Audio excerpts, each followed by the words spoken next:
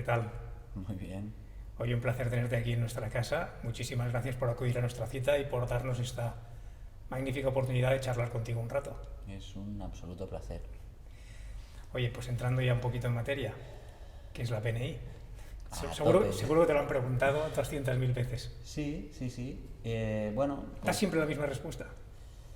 la voy cambiando y intento hacer, o sea, al final cuanto más larga es una definición, menos queda, ¿no? Pero es que realmente, claro, una palabra con tantas palabras juntas como psiconeuroinmunología, ¿no? Pues requiere pues un poquito de explicación. Y básicamente la psiconeuroinmunología surge como una necesidad de las ramas de la salud de poner un contrapunto a la alta especialización.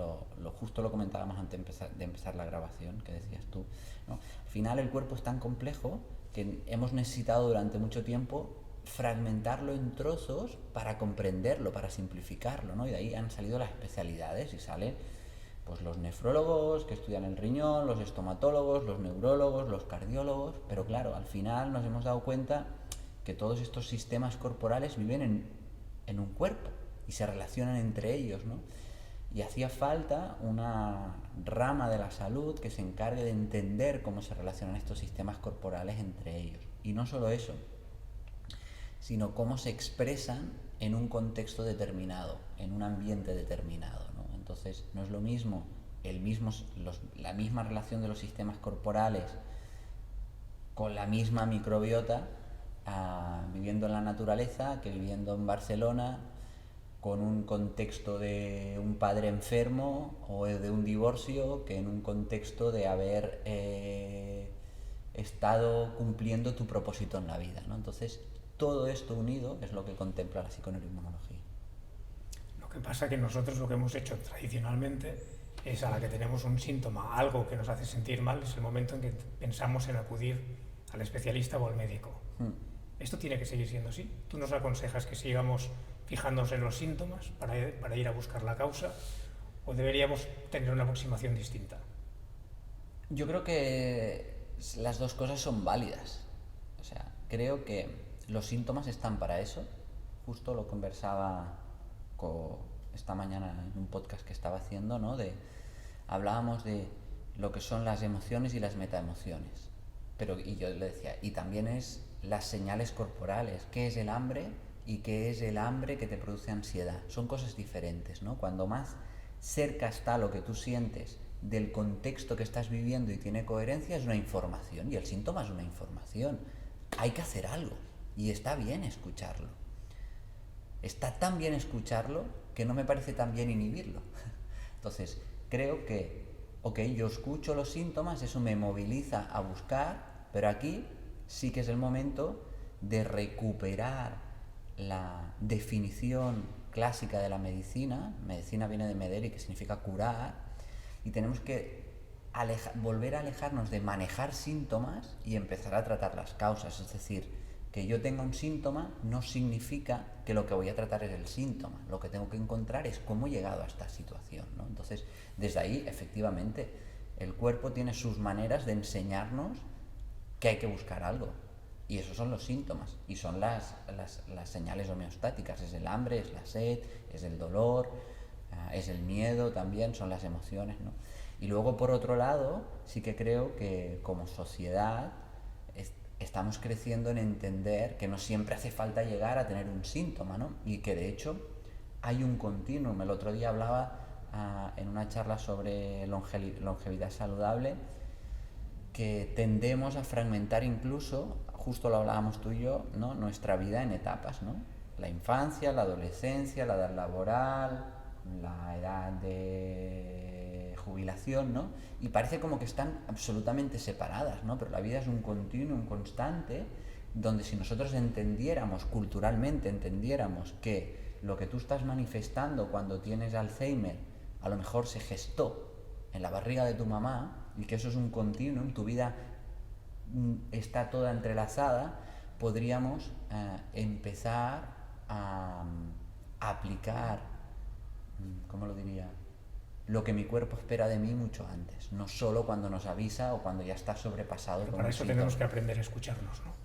porque a veces cronificamos muchísimas pequeñas dolencias o pequeños malestares que tratamos de esconder para no tenerlos presentes, que nos van mermando en el día a día, pero no lo suficiente como para decir, paro. Sí, y hemos normalizado muchas cosas, ¿no? Esto de... O sea, yo creo que, número uno, como sociedad tenemos que dar un paso, es decir, hay cosas que ya sabemos que no van bien y los que han sido líderes de opinión en enseñarnos lo que es saludable, pues nos hemos dado cuenta que en algunos casos estaban más preocupados por ganar dinero que por la salud de las personas, y eso pues nos estamos dando cuenta. Y número dos, se han normalizado muchas cosas, ¿no? Yo digo, ¿qué es esto de no me puedo quejar? O el cansado pero bien. ¿Cómo estás? Cansado pero bien. No, tío, cansado, no deberíamos estar cansados. ¿Qué está pasando aquí, no? O por no hablar de, no, el dolor menstrual es normal, tener procesos de depresión es normal que nos tengamos que tomar pastillas antidepresivas. No es normal. ¿Por qué? Porque la biología nos ha hecho porque además esto hay un poco de confusión, ¿no? Pues la selección natural está hecha para que la especie procree, no se preocupa de tu felicidad. Pero es que la mejor manera de que la especie procree y esté por eso es que esté contenta. Entonces, tú lo ves en los niños. Si no les pasa algo, son felices. Sí, sí. La pregunta siempre, ¿está contento? Sí. Entonces, mi hija, su default mode es ser y pues, mi hija y la de todos sus amiguitos del cole es estar contento. A no ser que te pase algo y entonces tienes que actuar, ¿no? Entonces, tenemos que volver a recuperar esa esencia, ¿no? Que tiene que ver con muchas cosas, ¿no? Creo que tiene que ver, bueno, pues con recuperar hábitos que le permiten a mi cerebro interpretar el mundo de una manera más agradable, a nosotros como sociedad recuperar lo que significa que seamos una especie ultra sociable, que confiemos en el otro, que expresemos amor. Todo eso forma parte de lo que significa para mí volver a recuperar la esencia de estar sanos y felices. Es súper interesante esto que dices, porque estamos entrando en el terreno de las emociones, que hasta hace poco era como que despreciada, ¿no?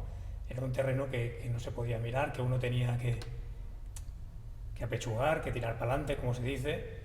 Y si tú estás triste, pues oye, pues te lo comes y tú sigue. Que la única enfermedad que hay es la que realmente es algo muy fisiológico, muy concreto en algún órgano, en algo que es muy visible. Pero en cambio el terreno de las emociones era como lo que lo escondíamos. Sí. Esto afortunadamente está cambiando.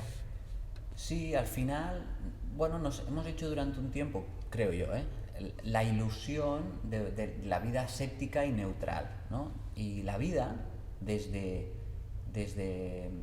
a nivel hormonal, a nivel de que a veces de día y de noche, de los ritmos circadianos, es fluctuante. Hay momentos justamente que son muy felices y también hay que abrazar el dolor, ¿no? Ha habido como un mensaje donde buscamos vidas neutras, no está como mal visto estar muy contento y estaba como mal visto que de vez en cuando nos pasan cosas, ¿no? Entonces queríamos quedarnos ahí como en el medio, ¿no? Y justamente lo hablaba, ¿no? Cuando eres padre, ¿no? Que no quieres que tu hijo sufra, a veces también es importante decir, no, forma parte de la vida y hay un aprendizaje muy potente en esto, ¿no? Entonces, por una parte yo creo que esto es importante y que todo este mensaje de los antiinflamatorios, los analgésicos, los comer 5 veces al día para llegar a la comida sin hambre, es como que no nos tienen que pasar cosas, y es justo lo contrario, ¿no? Y para mí, cuando esto lo trasladas, por ejemplo, a estudios, cosas interesantes. Tener un propósito en la vida es un factor que tiene más impacto, por ejemplo, que la obesidad o el sedentarismo. Tener buenas relaciones sociales se equipara como factor de riesgo a haber dejado el tabaco a la hora de envejecer de una manera saludable. Y por ejemplo, hay un marcador de cómo está tu salud a muchos niveles, que es la variabilidad de la frecuencia cardíaca, no entraremos, pero hay un estudio muy interesante que lo que hacen es, cogen a personas entrenadas que han hecho mindfulness y tienen unas técnicas para tener una variabilidad de la frecuencia cardíaca súper sana. Y simplemente los monitorizan y cogen a una tercera persona que tienen ahí y lo único que hacen es pensar en desearle amor y compasión a aquella persona que no sabe nada. Pues la frecuencia cardíaca de esa persona, la variabilidad de la frecuencia cardíaca, se sintoniza con la nuestra. Entonces nosotros tenemos que empezar a recuperar que somos una especie ultra sociable, que nos influenciamos, y volver a esto también, a la confianza en el otro, al no tener miedo porque sí, ¿no? Habrá que empezar a hablar en el ascensor, ¿no? En vez de mirar el techo. A empezar a hablar en el ascensor, a ver qué está pasando. Hay un libro muy interesante de un antropólogo, filósofo que se llama Digno de ser humano, ¿no? Que presenta muchos datos de cómo nuestro cerebro está construido para lo que se conoce como un sesgo de negatividad. A lo mejor me estoy metiendo estoy filosofando demasiado, si queréis luego entramos más en la biología, y él nos enseña cómo hay muchos más ejemplos de que el ser humano es bondadoso, pero nosotros extrapolamos que el ser humano es egoísta y que nos va a hacer el mal, ¿no? Y entonces el libro es toda una tesis que nos enseña, ¿no? Desde ejemplos, ¿no? Dice, cuando tú pones una peli romántica, ¿no? Pues la crítica es siempre, es tontorrona y simplista, ¿no? Cuando pones la peli de un psicópata que ha retenido a una persona durante 5 años, la cruda realidad, ¿no? Y probablemente hay muchos más eventos de amor romántico en el mundo que de psicópatas que retienen a una persona 5 años, pero nos parece más realista eso, ¿no? Por un sesgo de negatividad que forma parte de nuestra manera de entender el mundo, por un cerebro que busca los peligros, pero no es la realidad, ¿no? Entonces creo que todo eso forma parte. Pues ahí como padres tenemos una responsabilidad bestial, ¿no? Como qué modelo, qué mirada sobre el mundo y sobre la sociedad transmitimos a nuestros hijos. ¿Una mirada de confianza y de amor? Sí. ¿O una mirada de desconfianza y de miedo? Sí, y como padre eso nos interpela porque tú no quieres que le pase nada a tu hijo y tienes más miedo de lo normal. O sea, yo a mi hija, ¿no? Y soy así, ¿no? Pero pues me doy cuenta también, ¿no? Me doy cuenta y sé que tengo que confiar en ella. Néstor, volvemos a la biología un poco. Sí, has hablado de las enfermedades inflamatorias. Se habla muchísimo de esto ahora, se habla mucho de la microbiota. Cuéntanos un poquito, para los que estamos un poquito perdidos ante tanta literatura, ¿en qué momento estamos? ¿Cómo relacionamos la salud emocional con la microbiota y el cerebro? Sí, básicamente nosotros en jerarquía de prioridades vitales tenemos un órgano que es el emperador, que es nuestro cerebro. Nuestro cerebro es el rey, pero el rey hasta el punto de que no tiene reservas, pero explota la periferia para ser el órgano que metabólicamente por volumen más consume. Nunca le va a faltar energía, tiene una barrera que le protege, que es la barrera hematoencefálica, y él decide un poco hacia dónde van los recursos energéticos. Solo hay un sistema que puede influenciar en la conducta que va a decidir tomar el cerebro, el sistema inmune. El sistema inmune, yo siempre digo que si el cerebro es el emperador, el sistema inmune puede ser ese consejero que le susurra al oído, ¿no? Como en la peli del Señor de los Anillos, el serpiente, ¿no? Pues cuando el sistema inmune se activa, se alarma y está inflamado, tiene la capacidad de influenciar en la manera que nosotros vemos el mundo. ¿Por qué? Porque la actividad inmunitaria es muy cara. ¿Y qué es lo mejor que podemos hacer? Que sea un momento donde nos quedemos en casa, recogidos, no exponiéndonos a otro tipo de peligros ni rivales, porque tenemos que gastar mucha energía en protegernos de una infección por la actividad inmunitaria. Entonces el sistema inmune nos induce una conducta. Estamos tristes, deprimidos, con ganas de recogimiento social, que es lo que va a permitir que no gastemos energía ese momento. Con la dopamina por los suelos, todo el mundo lo ha experimentado cuando está resfriado. Tiene lógica y no te preocupas, pero estás deprimido. Estás melancólico, me duele el cuerpo, pero no sabes muy bien por qué, no tienes ganas de hacer cosas. Luego el sistema inmune soluciona el proceso vírico y estás otra vez bien, ¿no? ¿Qué ocurre? Que ahora hay muchas circunstancias en la vida que están activando el sistema inmune de manera crónica. De manera que eso que tú vives agudo en un resfriado, lo están teniendo las personas toda su vida. Toda su vida con una nebulosa mental, con una sensación de que no pueden malgastar energía, que les han explicado que tienen 165.000 kilocalorías almacenadas y ellos creen que no pueden subir las escaleras del primer piso. Con más tristeza, con dolores itinerantes, ¿no? Entonces, realmente hay muchos factores: la no conexión con los ritmos circadianos, comer una alimentación que no nos pertenece, no movernos, comer demasiadas veces al día. Son aspectos que para los que mi fisiología no espera que hagamos y que a la larga solo tiene una manera de responder, que es: esto no es normal, los tóxicos que no los he dicho, esto no es normal, me alarmo. Y cuando me alarmo, produzco inflamación. Y cuando produzco inflamación, influyo en mi conducta cerebral. Y por tanto estamos más tristes, más gordos y más deprimidos. ¿Y por dónde empezamos? Muy buena pregunta. Yo empezaría, de verdad, lo primero, y para mí donde está el verdadero cambio en todo esto, es no empezar por el final. Fíjate que siempre la gente quiere empezar por el final. Yo siempre digo, las soluciones no sirven para nada sin el problema adecuado. Entonces, ¿qué tengo que hacer? ¿Qué suplemento me tengo que tomar?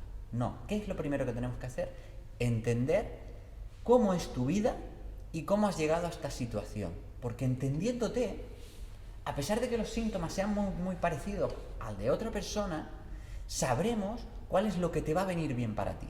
Entonces, lo más importante y lo que yo pido mucho, o interpelo a la responsabilidad de los terapeutas y aconsejo, aunque los consejos, me cuesta dar consejos, a las personas que me preguntan es: si vas a alguien que te ayude, que no te dé una solución, que te explique primero qué es lo que ha pasado y por qué tú sí y tu marido no, si vivís en la misma casa y coméis lo mismo.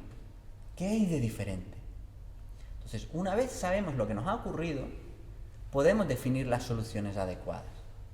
Pero es muy importante, ¿no? Nosotros es algo que repetimos muchísimo. En redes sociales me pregunta todo el mundo: oye, el ayuno que has hecho, la dieta cetogénica, los suplementos que has hablado, ¿me los puedo tomar? No lo sé, porque no conozco tu vida, ¿no? Yo digo, hay un gap entre el evidence-based medicine y la vida de las personas. Yo creo que deberíamos ser life-based medicine. ¿Cómo es tu vida? Cuéntame, ¿cómo estás tú? ¿Cuál es tu situación vital? ¿Cómo empezó todo esto? Y a partir de aquí sí que hay cosas que seguro que te van a ayudar, como son reconectar con el marcapasos de este planeta, que es el Sol. Vivir de día y dormir de noche. Nadie de los que estamos aquí sabemos dónde está el Sol ahora. Y el Sol es el gran marcapasos de nuestra fisiología. Solo un día de ver salir el sol, no ver salir el sol cuando amanece, sino cuando es por la mañana, mirar el sol, genera cambios en el estado anímico de las personas, en la tensión arterial, en la regulación de la glucemia. Tienen menos resistencia a la insulina por un día de ver el sol. Y por la noche, no te expongas a pantallas, a luces que te alteran. Número 2, come alimentos y no productos procesados. Come alimentos, cosas que no lleven ingredientes, que tu cuerpo diga: esto es un alimento, lleva 50 cosas. ¿Esto qué es? ¿Es un bicho? ¿Es una toxina? ¿O es algo que me va a nutrir? Me alarma, ¿no? Entonces, alimentos y no productos procesados. Movernos. No existe la persona sedentaria sana, siempre lo digo, es un oxímoron, como decía Arcadio Oliveras. Él lo decía en otras cosas, pero él decía: esto es como hablar de inteligencia militar o de banca ética, ¿no? Decir que una persona sedentaria sana es un oxímoron, ¿no? Entonces, movernos a diferentes intensidades, haciendo lo que nos gusta, recuperar el placer que genera el movimiento, que requiere de un proceso. Esto es algo que es muy frustrante para la gente que lleva mucho tiempo parada. Moverse generan muy malas sensaciones. Y entonces es frustrante ver como tú ves todos los anuncios de no, ahí las personas ahí super fit, épico, qué buenas sensaciones, o la gente que lleva mucho tiempo entrenando, que tiene muy buenas sensaciones, y tú entrenas un día y dices, esto es un infierno y no lo quiero repetir, ¿no? Entonces, requiere de una búsqueda de cuál es tu intensidad, cuál es tu tipo de actividad física, y hacerlo buscando no resultados al principio, sino buenas sensaciones. Eso para mí es muy importante.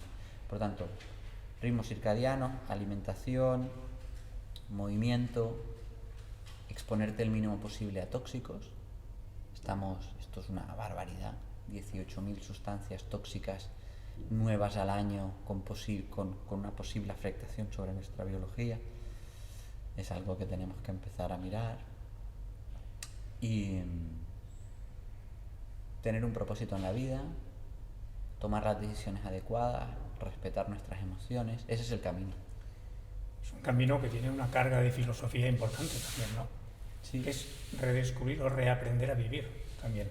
Sí. Tiene una parte de reconectar, ¿no? De volver a ser seres humanos. Tanto nos hemos alejado. Sí, no sé, ¿tú qué crees? Dicen que nunca la humanidad ha estado tan bien como ahora, en la historia. Pero claro, las fuentes que dicen que nunca hemos estado tan bien se refieren al acceso a la educación, el acceso al agua, el acceso a la sanidad pública. Claro, desde este punto de vista, la humanidad nunca ha estado tan bien atendida si comparamos con todo lo que ha pasado. Pero desde el punto de vista de sentir y de ser y sentir, no lo tengo tan claro. Sí. De hecho, tenemos que buscar nuevos marcadores, ¿no? El otro día, justamente, la propia OMS dice que, claro, los riesgos de mortalidad clásicos ya han sido superados. No hay mortalidad infantil, las aguas están potabilizadas, hay higiene y jabón para todos, y contra eso hemos encontrado maneras. Pero para los nuevos causantes de sufrimiento todavía no hemos dado los pasos adecuados, ¿no? Leía sobre unos economistas que han hecho un índice que dicen, oye, ¿por qué tenemos que valorar un país por su PIB? ¿No? ¿Por qué no valoramos al país por la capacidad de generar felicidad en sus ciudadanos? Al estilo de Bután. Sí. Y bueno, son otros índices, ¿no? Que, bueno, ese es el reto. Y ahora, por ejemplo, tenemos otro reto por delante, ¿no? La propia ONU ha declarado el año del 2020 al 2030 como de longevidad saludable. ¿Eso qué quiere decir? Que podemos tener el riesgo de morir de éxito, porque hemos conseguido que mucha gente viva muchos años, pero ¿cómo son esos años? ¿No? Una de cada 4 mujeres tiene una patología autoinmune, el 83% de los adultos de Estados Unidos tiene marcadores de desórdenes metabólicos, o sea, está todo el mundo enfermo, ¿no? Entonces hay una golden opportunity muy importante en empezar a conseguir que podamos vivir todo eso que hemos logrado de que la humanidad está mejor que nunca, más sanos, más contentos, más enérgicos, y en eso estamos, ¿no? Y ahí hay una combinación de factores biológicos y volver a mirar la vida de las personas, conectar con la naturaleza. Hay un inmunólogo que se llama Graham Rook, habla mucho de microbiota, y él dice, claro, el ser humano es la persona, es el animal más adaptable, se adapta a todo, ¿no? Puede vivir en el Polo Norte, puede vivir en el Sáhara, puede vivir incluso en la ciudad,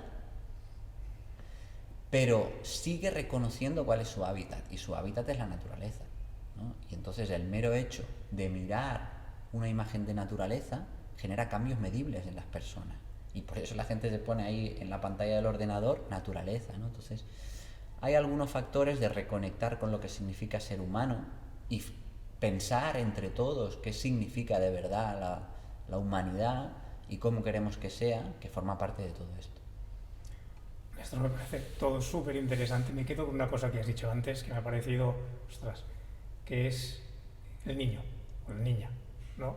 Que están de manera natural contentos, ¿no? Entonces, ¿cómo podemos recuperar esa mirada del niño siendo adultos, llevar ese niño dentro y sentir todavía entusiasmo, alegría, curiosidad por lo que nos rodea, a pesar de que pase el tiempo?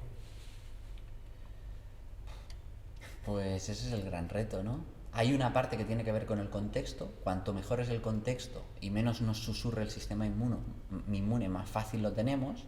Y a partir de aquí, pues tendremos que, entonces, ¿qué es lo que hemos hablado? Ritmos circadianos, alimentación, movimiento, buenas relaciones sociales. Y a partir de aquí viene la otra parte que es muy interesante también, que es tomar las decisiones adecuadas, aprender entre todos que hay que poder estar bien y también hay que aceptar que a veces hace falta estar mal, y nosotros eso le llamamos el verde, el amarillo, el rojo, ¿no? Entonces hay demasiada gente en amarillo, ¿no?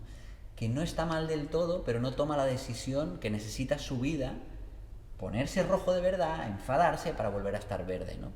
Y mirar a la vida y decir, ¿cómo estoy yo de verdad, ¿no? ¿Cómo estoy? O sea, ¿por qué?